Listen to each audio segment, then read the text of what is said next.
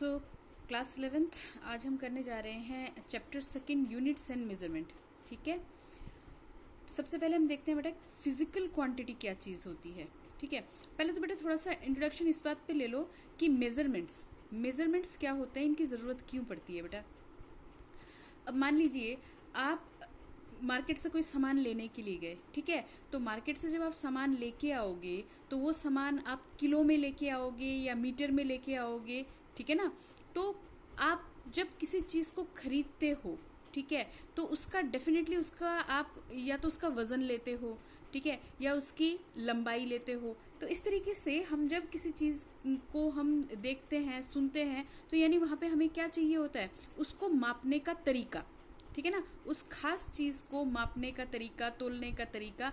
ठीक है, तो हमें मेजरमेंट की जरूरत इसीलिए पड़ती है ताकि हम उस चीज को माप सके, तोल सके। ठीक है ना, जैसे आप लिक्विड्स लेते हो, जैसे मान लो दूध वगैरह लेते हो, लीटर में लेते हो, ठीक है ना, सॉलिड्स लेते हो, किलोग्राम में लेते हो, तो मेजरमेंट की जरूरत हमें पड़ती है ताकि हम उन चीजों का सही अंदाजा लगा सकें। ठीक है, अब देखो फिजिकल क्वांटिटी क्या होती है बेटा। पहले फिजिकल क्वांटिटी के बारे में समझ लेते हैं। Physical quantity any quantity which can be measured, बस इतना याद रखोगे ना, उसी से तुम्हारा काम चल जाएगा। ये मैंने पहले भी एक बार समझाया था। एनी क्वांटिटी, कोई भी क्वांटिटी जिसको कि हम माप सकते हैं, तोल सकते हैं, वो सारी ही हमारी क्या कहलाएंगी, फिजिकल क्वांटिटी। तो किसी भी चीज को फिजिकल क्वांटिटी बनने के लिए हमारे पास क्या जरूरत होती है। देखिए मान लीजिए मैंने किसी की हाइट मेजर किया, ठीक है, मान लो मैंने किसी का हाइट लिया, ठीक है, वो 165 सेंटीमीटर उसकी हाइट, ठीक है। तो बेटा देखो ये जो है ये क्या है, नंबर, ठीक है, और ये क्या है, वो तरीका, ठीक है, मीटर, लंबाई का, ऊंचाई का, मैंने क्या ले लिया, मीटर लिया। ठीक है, एक और एग्जांपल समझते हैं बेटा। मैं कह रही हूँ किसी चीज का वजन लिखना है मुझे, और मैंने वजन लिखा कितना, 5 kg। तो 5 क्या हो गया, नंबर हो गया, और kg क्या हो गया, उस चीज को मापने का तरीका, उस चीज को तोलने का तरीका। ठीक है ना, यानी मैंने किलोग्राम में लिया है, ठीक है, सॉलिड मैंने लिया, और किस में लिया, मैंने किलोग्राम में लिया। तो ये मेरे पास कितनी चीजें हुई बेटा। फिजिकल क्वांटिटी दिखाने के लिए 2 ही कैरेक्टरिस्टिक होनी चाहिए, यानी कि उसका कोई नंबर होना चाहिए वहां पे, और उस चीज को मापने का तरीका होना चाहिए, यूनिट होना चाहिए। ठीक है, तो any quantity which can be measured is physical quantity. और फिजिकल क्वांटिटी को दिखाने के लिए हम सिर्फ 2 ही चीज दिखाने की जरूरत पड़ती है, एक तो उसका नंबर, और वो किसमें मापा गया है या तोला गया है। ठीक है, तो ये याद रखेंगे हम, physical quantity is equal to n u. ये बात समझ में आ रही है। एन क्या चीज है बेटा, एन यहाँ पे कोई न्यूमेरिकल वैल्यू है। एन क्या है, कोई न्यूमेरिकल वैल्यू है, ठीक है, और यू क्या है बेटा, यूनिट, उस चीज को मापने का तरीका। ठीक है, अब अगर तुमने ये कहा कि टाइम है मेरे पास, मैंने कहा 30 सेकेंड्स, ठीक है, तो 30 इज द नंबर, और सेकेंड टाइम को मेजर करने का तरीका, उसका यूनिट। ठीक है, तो ये है हमारे पास फिजिकल क्वांटिटी। और फिजिकल क्वांटिटी के लिए सिर्फ हमें इतना याद रखना पड़ेगा, किसी भी फिजिकल क्वांटिटी को हम रिप्रेजेंट करेंगे तो उसका कोई नंबर होगा, न्यूमेरिकल वैल्यू होगी, और उसको मापने का तरीका होगा। ठीक है, तो अब देखते हैं बेटा फिजिकल क्वांटिटी कितने तरीके के हैं। बेटा फिजिकल क्वांटिटी वैसे तो बेसिकली हम 2 ही तरह से पढ़ाते हैं, fundamental physical quantity and derived physical quantity. ठीक है, एक और मैं यहाँ पे आपको पढ़ाऊंगी supplementary physical quantity. Fundamental physical quantity and derived quantity, नाम से ही पता चल रहा है बेटा, फंडामेंटल यानी बेसिक। अब तुम ये समझो, आप कोई लेटर पढ़ना चाहते हो बेटा, लेटर पढ़ना चाहते हो, इंग्लिश में लेटर आप पढ़ना चाहते हो, ठीक है, वो लेटर पढ़ने के लिए उसके सेंटेंस पढ़ने जरूरी है, ठीक है ना, और सेंटेंस पढ़ने के लिए आपको अल्फाबेट का आना जरूरी है, ठीक है ना, ABCD आएगा तो ही तो तुम उसके सेंटेंसेस बनाओगे, उसके वर्ड्स बनाओगे, वर्ड्स से क्या बनाओगे, सेंटेंस बनाओगे। बात समझ में आ रही है। अगर आपको लेटर्स ही नहीं पढ़ने आते, ABCD ही नहीं पढ़ना आता, तो आप वर्ड नहीं बना पाओगे, वर्ड नहीं बनाओगे तो क्या नहीं बना पाओगे, सेंटेंस नहीं बना पाओगे। तो इसी तरह से फंडामेंटल हमारी बेसिक फिजिकल क्वांटिटीज होती हैं। ये बात समझ में आती है। फंडामेंटल जो शब्द है ये इसीलिए है कि वो हमारा बेसिक है, ठीक है। तो fundamental physical quantity are the basic physical quantity, it does not depend on other physical quantity. जो हमारी ये फंडामेंटल क्वांटिटी है ना, ये हमारे पास ऑलरेडी कैसी क्वांटिटीज होती हैं, बेसिक होती हैं। इसको डिफाइन करने के लिए किसी और की जरूरत नहीं पड़ती, ठीक है। तो फिजिकल क्वांटिटी मैंने समझा दिया, ठीक है। फिजिकल क्वांटिटी क्या होती है? फिजिकल क्वांटिटी वो क्वांटिटीज होती हैं जिनको हम मेजर कर सकें, और मेजर करते टाइम हमें कितनी चीजों की जरूरत पड़ती है? हम किसी चीज को मेजर करते हैं तो वो नंबर होना चाहिए, और किस चीज में मापा गया या तोला गया वो यूनिट होनी चाहिए, ठीक है। उसके बाद मैं पढ़ा रही हूँ आपको फंडामेंटल क्वांटिटीज, ठीक है। तो फंडामेंटल क्वांटिटीज में हमारे पास 7 ही फंडामेंटल क्वांटिटीज हैं बेटा। इन 7 फंडामेंटल क्वांटिटीज को हम अभी पढ़ेंगे। देखो 7 फिजिकल क्वांटिटीज होती हैं, 7 बेसिक फंडामेंटल क्वांटिटीज हमारे पास होती हैं। नंबर से लिख देते हैं, मैंने ना इसको कैटेगरी बना दी। फिजिकल क्वांटिटी लिखेंगे, उसको मापने का तरीका लिखेंगे, और उसको कैसे दर्शाएंगे, सिंबल उसका लिखेंगे, ठीक है। तो चलो बेटा स्टार्ट करते हैं बेटा। सबसे पहला हमारे पास होगा लेंथ, ठीक है। लेंथ है, ठीक है। लेंथ को हमें पता है हम किस में मेजर करते हैं? मीटर में, ठीक है। वैसे तो बेटा आपके पास किलोमीटर, सेंटीमीटर, ठीक है, फीट्स में आप मेजर कर सकते हो, ठीक है। हम एसआई यूनिट की बात कर रहे हैं। एसआई यूनिट आप छोटी क्लासेस से पढ़ते आए हैं, 9th 10th से आपको पढ़ाया गया है, ठीक है। तो मैं अभी यहाँ पे क्या ले रही हूँ? फिजिकल क्वांटिटी ले रही हूँ, ठीक है। यूनिट इसकी क्या होती है बेटा? मीटर, ठीक है। और रिप्रेजेंट किससे करते हैं? एम से। तो पहली फिजिकल क्वांटिटी कौन सी हो गई? लेंथ, ठीक है। दूसरी हमारे पास होती है बेटा मास ऑफ द ऑब्जेक्ट, ठीक है। Mass of the object, mass of the object को जब हम मेजर करते हैं, तोलते हैं, मापते हैं, किस में आता है? ये किलोग्राम्स में, ठीक है। किलोग्राम, ये मैंने सिंबल लगा दिया, किलोग्राम लिख लो यहाँ पे, किलोग्राम, और इसका सिंबल क्या होता है? केजी, ठीक है। तीसरी फंडामेंटल क्वांटिटी कौन सी है हमारे पास? टाइम। तीसरी फंडामेंटल क्वांटिटी कौन सी है? टाइम, ठीक है। इसका यूनिट क्या है? बेसिक यूनिट क्या है इसकी? सेकेंड, और रिप्रेजेंट किससे करते हैं? एस से, ठीक है। फोर्थ फिजिकल क्वांटिटी कौन सी है? टेम्परेचर,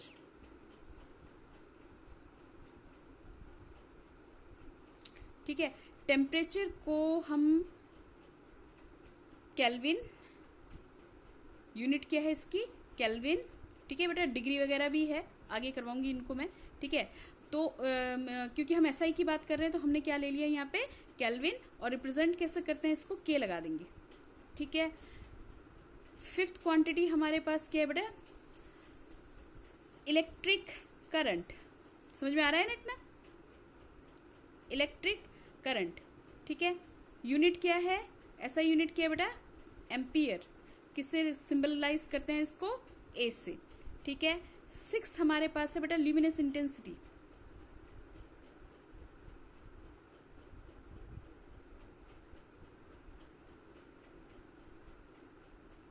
ल्यूमिनस इंटेंसिटी, बेटा ल्यूमिनस इंटेंसिटी को समझाते टाइम तुम इतना समझो कि किसी चीज की जो चमक होती है ना, ठीक है। अब इसको हम क्या बोलते हैं? Energy spend. ल्यूमिनस इंटेंसिटी, इसको हम क्या बोल सकते हैं? एनर्जी स्पेंड, एनर्जी स्पेंड, ठीक है। किसी चीज की कितनी चमक है, ठीक है, that is it's luminous intensity, ठीक है। कितना चमकीला है, कितना एनर्जी खर्च कर रहा है, ठीक है, वो क्या है? Luminous intensity. ल्यूमिनस इंटेंसिटी को हम किस में मेजर करते हैं? कैंडेला, और क्या लिखते हैं? सीडी, ठीक है। कैसे रिप्रेजेंट करते हैं? सीडी। और लास्ट हमारे पास बच गया बेटा, लास्ट हमारे पास है अमाउंट ऑफ सब्सटेंस। सेवेंथ हमारे पास क्या है? अमाउंट ऑफ सब्सटेंस, ठीक है। अमाउंट ऑफ सब्सटेंस किस में लेंगे? मोल, ठीक है, ठीक है बेटा, ठीक है बेटा। इतना समझ में आया? फिजिकल क्वांटिटीज आपको समझ में आए, ठीक है। हम क्या कर रहे हैं अभी? फिजिकल क्वांटिटी कर रहे हैं। फिजिकल क्वांटिटी कौन सी क्वांटिटी? फिजिकल क्वांटिटी करते हुए मैंने कहा कि कितनी तरह के होते हैं? 3 तरह के होते हैं। फंडामेंटल कितनी तरह की होंगी? फंडामेंटल में कितनी चीजें आ गई मेरे पास? 7 चीजें आ गई। यानी ये 7 चीजों को डिफाइन करने के लिए मुझे किसी और फिजिकल क्वांटिटी की जरूरत नहीं पड़ेगी, ये जस की तस रहेंगी, ठीक है। अब हम करते हैं बेटा ड्राइव्ड फिजिकल क्वांटिटीज, ठीक है। चलो बेटा हम इसको अब आगे बढ़ाते हैं। ड्राइव्ड फिजिकल क्वांटिटीज, तो ड्राइव्ड फिजिकल क्वांटिटीज क्या होती हैं? Which are made up of fundamental physical quantity. ठीक है, दो फंडामेंटल क्वांटिटीज ले लो और उस पर किसी भी तरह का मैथमेटिकल ऑपरेशन लगा दो। आपको पता है कि 4 मैथमेटिकल ऑपरेशंस होती हैं, एडिशन, सब्ट्रैक्शन, मल्टीप्लिकेशन, डिवीजन।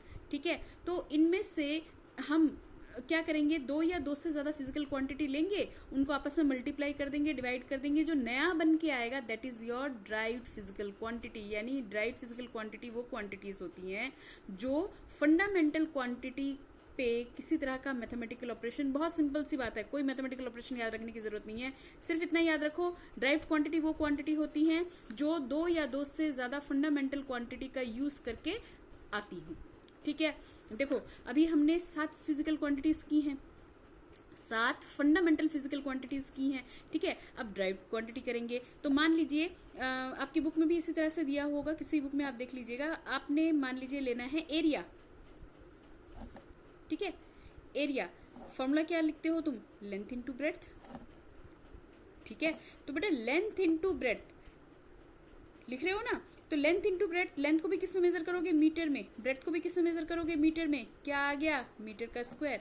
ये जो नई यूनिट आई इसमें मेरे पास लेंथ जो है उसका यूनिट भी मीटर, ब्रेड्थ जो है क्योंकि वो भी डिस्टेंस को ही दे रहा है तो वो भी किसमें आ गया, मीटर, तो कितना आ गया, मीटर स्क्वायर। तो एरिया कैसी क्वांटिटी हो गई, एरिया ड्राइव्ड फिजिकल क्वांटिटी हो गई। ठीक है, फिजिकल क्वांटिटी यानी वो क्वांटिटी जिसको मेजर किया जा सके। तो मेजर करने के लिए हमें क्या चाहिए, कुछ नंबर चाहिए, और उस नंबर को दिखाएंगे किस में। अब एरिया है तो उसको किलोग्राम में तो दिखाओगे नहीं भाई, है ना, एरिया है तो किस में दिखाओगे, मीटर में दिखाओगे, लंबाई चौड़ाई को मल्टीप्लाई करके या तो मीटर में बताओगे, सेंटीमीटर में बताओगे, मिलीमीटर में बताओगे, किलोमीटर में भी बता सकते हो, लेकिन किलोग्राम में तो नहीं बताओगे, ग्राम में तो नहीं बताओगे। समझ में आ रही है बात। तो एरिया को हमने डिफाइन किया, एरिया को हमने क्या कहा, area is are derived physical quantity जिसमें 2 फंडामेंटल क्वांटिटी का यूज हुआ। ठीक है, आगे चलते हैं, थोड़ा सा और बढ़ा देते हैं इसको, वैसे तो अभी तक समझ में आ गया होगा। वॉल्यूम इज इक्वल टू जब लिखोगे तो क्या लिखते हो, length into breadth into height. ठीक है ना, तो लेंथ के लिए मीटर, ब्रेड्थ को मेजर करने के लिए भी मीटर, हाइट को मेजर करने के लिए भी मीटर। क्या बन गया, मीटर क्यूब। कितनी फिजिकल क्वांटिटी की जरूरत पड़ी, कितनी, लेंथ में ही, यानी कि डिस्टेंस, दूरी, लंबाई को मापने के लिए हमारे पास क्या आ गया, मीटर, मीटर, मीटर। क्या बन गया, मीटर क्यूब। तो ये कैसी क्वांटिटी बन गई, ड्राइव्ड फिजिकल क्वांटिटी बन गई, है ना। समझ में आ रहा है कुछ। ठीक है, अच्छा चलो आगे देखते हैं बेटा, वेलोसिटी के बारे में पढ़ते हैं। वेलोसिटी बहुत सिंपल सी चीज ले रहे हैं, आप लोगों ने पढ़ा हुआ है ना। वेलोसिटी, वेलोसिटी डिस्प्लेसमेंट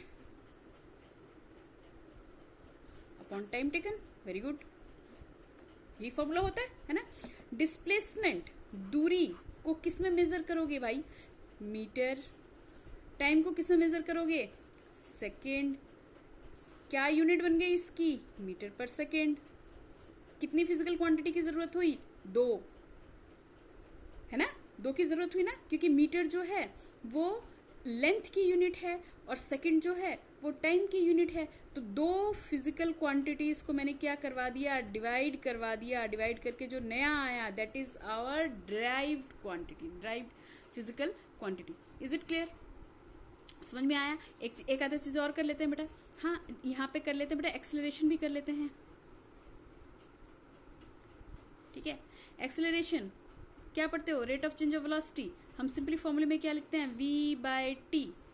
तो बेटा v का यूनिट, v को मापने का तरीका तो आप निकाल ही चुके, क्या होता है, मीटर बाय सेकेंड, और यहाँ पे ऑलरेडी t है तो उसका भी क्या लग जाएगा, सेकेंड। तो यूनिट हम क्या तैयार करते हैं, मीटर पर सेकेंड स्क्वायर, यही तो बोलते हो, मीटर पर second square, m/(s-2).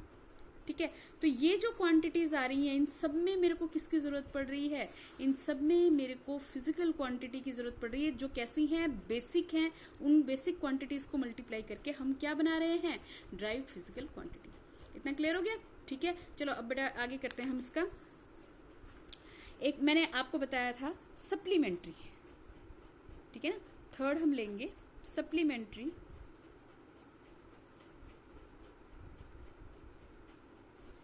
Physical quantity. मैं पीक्यू लिख रही हूँ, समझ में तो आ रहा है ना, पीक्यू मीन्स फिजिकल क्वांटिटी ले रही हूँ मैं। ठीक है, आपने ऐसा नहीं लिखना है, आपने पूरा ही लिखना है। ठीक है, सप्लीमेंट्री फिजिकल क्वांटिटी में बेटा सिर्फ 2 ही चीजें आती है हमारे पास। एक तो आती है एंगल, एक हमारे पास होता है बेटा एंगल और दूसरा हमारे पास होता है बेटा सॉलिड एंगल। ठीक है, एंगल को बहुत सी जगह पे प्लेन एंगल भी बोला जाता है, प्लेन एंगल भी बोला जाता है। ठीक है, एंगल, प्लेन एंगल या दूसरा हमारे पास क्या है सॉलिड एंगल। तो पहले तो एंगल की बात समझ लेते हैं बेटा। ये तो तुम लोगों ने पहले पढ़ा हुआ है ही बेटा। एंगल क्या होगा, जहां पे हमारे पास दो रेज इस तरह से, जहां पे दो लाइन इस तरह से मीट करती है, वहां पे तुम क्या फॉर्म करवा देते हो, थीटा फॉर्म करवा देते हो। अब 10th क्लास में तुम लोगों ने पढ़ा हुआ होगा, ये अगर मेरे पास आर्क है ना, ये आर्क है, ये क्या हो गया रेडियस, तो मैं इसको थीटा को कैसे डिफाइन करूंगी, मैं यहाँ पे एंगल की बात कर रही हूँ बेटा फिलहाल। ठीक है, मैं यहाँ पे एंगल की बात कर रही हूँ, तो एंगल को हम कैसे डिफाइन करेंगे, एंगल को हम डिफाइन करते हैं कैसे, कैसे करते हो बेटा, थीटा इज इक्वल टू, बोल जाओ आर्क अपॉन रेडियस। ठीक है, तो जो थीटा है इसको मापने का तरीका क्या, रेडियंस। नहीं मैडम हमने तो डिग्री पढ़ा हुआ है, ऐसा नहीं है भाई। देखो हम ऐसा यूनिट की बात कर रहे हैं, अभी मैं समझा देती हूँ इसको। ठीक है, रेडियंस का आपका डिग्री के साथ किस तरह का रिलेशन आता है। देखो जब हम बोलते हैं 360 डिग्री, 360 डिग्री का मतलब पता है क्या होता है, मतलब होता है 2 पाई रेडियंस, RAD से दिखाते हैं रेडियंस को। समझ में आ रही है बात। मैं अगर बोल रही हूँ 360 डिग्री, इसका मतलब क्या, 2 पाई रेडियंस है ना। तो ऐसा यूनिट थीटा को मेजर करने का ऐसा यूनिट क्या हो जाएगा, रेडियन। ठीक है, तो रेडियन से घबराना नहीं है कि हमने तो डिग्री पढ़ा हुआ है, डिग्री पढ़ा हुआ है तो उसका रेडियन के साथ रिलेशन है। 360 डिग्री इज 2 पाई रेडियन। अब तो समझ गए होगे मेरे ख्याल से। 180 डिग्री इज इक्वल टू कितना हो जाएगा, पाई रेडियन। वेरी गुड, आगे बढ़ते चलो। अगर मैं 90 डिग्री बोल रही हूँ तो कितना हो जाएगा, पाई बाय 2 रेडियंस। समझ में आ रही बात। ठीक है, समझ में आ गया। ये हो गया एंगल, प्लेन एंगल। अब अगर हम सॉलिड एंगल की बात करें बेटा, सॉलिड एंगल ना कुछ समझो, ये ना 3D डायग्राम है हमारे पास। ठीक है, जब मैं सॉलिड एंगल की बात कर रही हूँ that means we are talking about something 3D diagram. 3D diagram, मान लो तुम कमरे के बीच में बैठे हुए हो। ठीक है, तो कमरे के जहाँ पे तुम बैठे हुए हो, छत से अगर तुम मेजर करते हो तो, या तुम एक काम करो, कोन ले लो बेटा। कोन देखा है ना, कोन आइसक्रीम वगैरह खाते हो, कोन।